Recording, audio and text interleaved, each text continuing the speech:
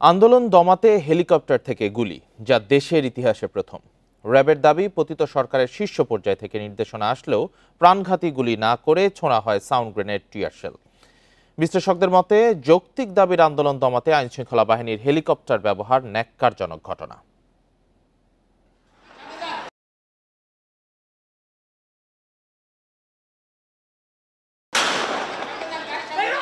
গত জুলাই শুরু থেকেই কোটা সংস্কার আন্দোলনে নামেন শিক্ষার্থীরা, যা দমাতে বিতর্কিত ভূমিকায় অবতীর্ণ হয় পুলিশ, র্যাব সহ বিভিন্ন আইন শৃঙ্খলা বাহিনী।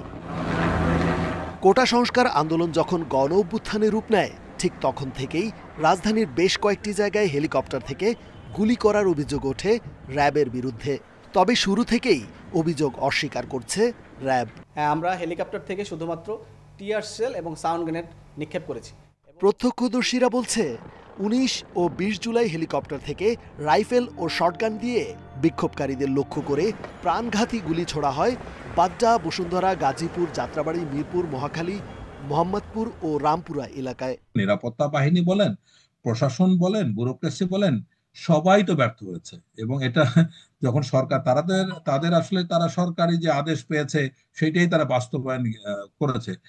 জাতিসংঘের মানবাধিকার বিষয়ক হাইকমিশনারের দপ্তরের প্রতিবেদনে বলা হয়েছে, আন্দোলনকারীদের ভয় দেখাতে কিংবা বেআইনি বল প্রয়োগের উদ্দেশ্যে আইন শৃঙ্খলা বাহিনী, বিশেষ করে র্যাব, কালো রঙের হেলিকপ্টার ব্যবহার করে। তবে গুলি ছোড়া হয়েছিল কিনা তা নিশ্চিত নয়। কার গুলিতে কে মরছে, আদৌ মরছে কিনা।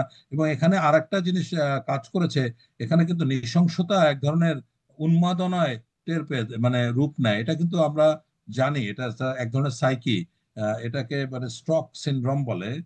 এদিকে হেলিকপ্টার থেকে গুলি ছোড়ার প্রমাণ পেয়েছে আন্তর্জাতিক অপরাধ ট্রাইব্যুনালের তদন্ত সংস্থা। হত্যা মামলায় সে সময়ের র্যাব মহাপরিচালকের বিরুদ্ধে গ্রেপ্তারি পরোয়ানা জারি করেছে আদালত। রেজওয়ানুল হক, ইন্ডিপেন্ডেন্ট নিউজ, ঢাকা।